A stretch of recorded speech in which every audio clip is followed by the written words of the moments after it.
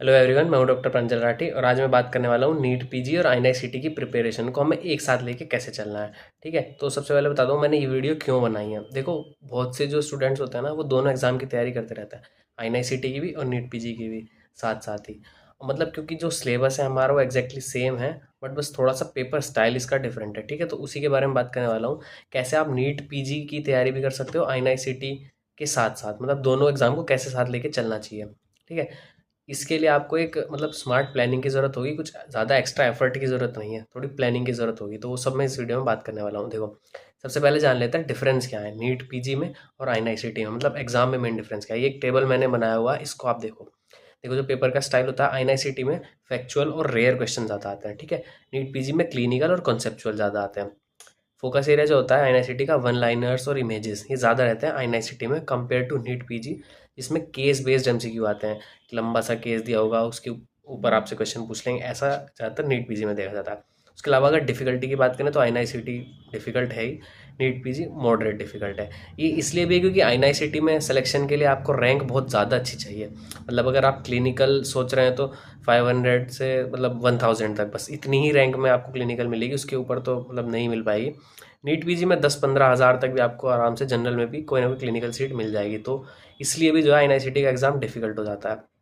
उसके अलावा जो कुछ एक्स्ट्रा टॉपिक होते हैं वो आईएनआईसीटी में पूछे जाते हैं। आईएनआईसीटी के स्पेसिफिक कुछ टॉपिक्स हैं जो नीट पीजी में नहीं है।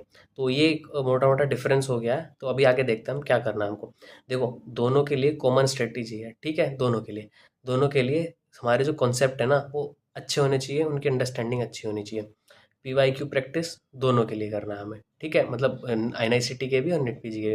इसके अलावा हाई टॉपिक्स पे फोकस रखना है। देखो, कुछ कुछ हाई टॉपिक्स ऐसे हैं जो आईएनआईसीटी में भी और नीट पीजी में मतलब सेम ही है। दोनों के लिए आपको सेम सेम टॉपिक्स ही ज़्यादातर पढ़ने हैं। उसके अलावा रिविजन्स और एमसीक्यू प्रैक्टिस, ये तो आपको दोनों के लिए करनी है। तो ये जो पॉइंट्स हैं कॉमन है, मतलब जो दोनों एग्जाम के लिए हैं। अब आईएनआईसीटी के लिए एक्स्ट्रा क्या है, आपको एक्स्ट्रा क्या करना है। देखो, पीवाईक्यू पे ज़्यादा फोकस करना है आईएनआईसीटी के लिए। ऐसा नहीं कह रहा हूँ कि नीट पीजी में पीवाईक्यू नहीं पूछे जाते हैं या फिर प्रीवियस ईयर से नहीं आते हैं, लेकिन जो आईएनआईसीटी में पीवाईक्यूज है ना वो बहुत ज़्यादा रिपीट होते हैं। एक तो क्योंकि आईएनआईसीटी साल में 2 बार होता है, तो इसके पीवाईक्यू वैसे भी बहुत ज़्यादा हो जाते हैं, तो उसके रिपीट होने के चांस ऐसे भी बढ़ जाते हैं। और बाकी आईएनआईसीटी में ये देखा गया है पहले से ही जो है पीवाईक्यूज थोड़े ज़्यादा पूछे जाते हैं। उसके अलावा जो फोकस रखना है आपको आईएनआईसीटी के लिए शॉर्ट सब्जेक्ट्स पे, इमेज बेस्ड एमसीक्यूज पे, जो कुछ वन लाइनर्स या फिर रेयर फैक्ट्स हैं उन पे भी, क्योंकि एनआईसीटी पूछता है एक्स्ट्रा एक्स्ट्रा।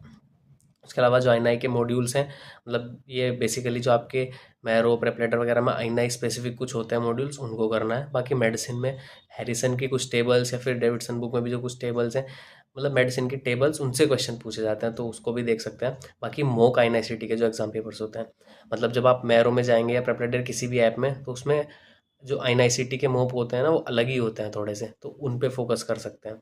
अब कुछ इंपॉर्टेंट पॉइंट्स मैं आपको बताने वाला हूँ। देखो, दोनों को बैलेंस कैसे करना है। देखो, नीट पीजी को एकदम इग्नोर नहीं करना है आईएनआईसीटी की प्रिपरेशन के लिए।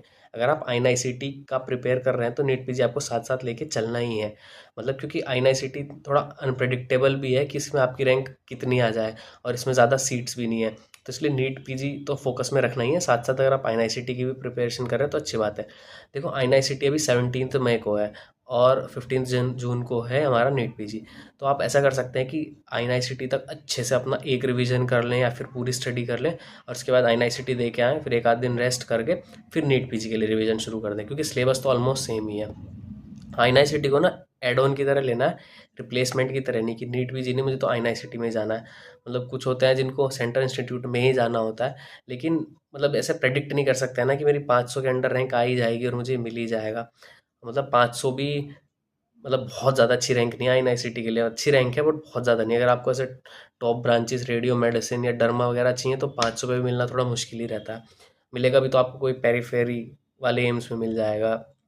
ठीक है, बाकी जो है रिकॉल पेपर्स का मतलब यूज़ करना है, यही हमारे जो प्रीवियस ईयर वगैरह है उससे मैक्सिमम बेनिफिट होगा। ठीक है, फास्ट रिवाइज करना है, कंसिस्टेंट रहना है। ठीक है, देखो कंसिस्टेंसी तो बहुत ज़रूरी है, हमेशा मैं कहता हूँ। अगर आपको कंसिस्टेंट रहने में प्रॉब्लम होती है, कंसिस्टेंसी नहीं बन पाती है, तो नीट पीजी प्रिपरेशन के नाम की प्लेलिस्ट में मैंने कंसिस्टेंट कैसे रहना है एक वो वीडियो बनाई हुई है, उसको आप एक बार देख लेना। उसमें जो जो पॉइंट्स बताए हैं, अगर आप उनको मतलब यूज़ करोगे तो आप कंसिस्टेंट रह पाओगे।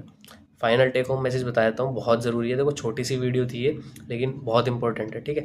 देखो स्मार्ट प्लानिंग जो आपको है वो करनी है, ये बेटर है आप एक्स्ट्रा आवर्स पढ़ने से। मतलब सिर्फ ज़्यादा देर पढ़ाई पढ़ाई करने से सिलेक्शन नहीं होता, आपको प्लानिंग करके स्मार्टली स्टडी करनी ही होगी ऐसे एग्जाम में। कंसिस्टेंसी हमेशा हमेशा ज़रूरी होती है। या फिर आप रैंडम हार्ड वर्क कर रहे हो, मान लो आप 13-14 घंटे एक दिन पढ़ लिए, 2-3 दिन पढ़ लिए, या फिर आप 8 घंटे ही रोज़ पढ़ते हो, लेकिन रोज़ पढ़ते हो, कंसिस्टेंटली पढ़ते हो, वो ज़्यादा बेटर है। आप 8-10 घंटे रोज़ पढ़ लो रैंडम हार्ड वर्क से, वो ज़्यादा अच्छा रहेगा। इसके अलावा अगर आपको वीडियो अच्छी लगी हो तो लाइक शेयर सब्सक्राइब करना। और मैं वीडियो ऐसी बनाता रहता हूँ, उनको देख सकते हो आप नीट पीजी प्रिपरेशन वाली प्लेलिस्ट में, ठीक है। Thank you.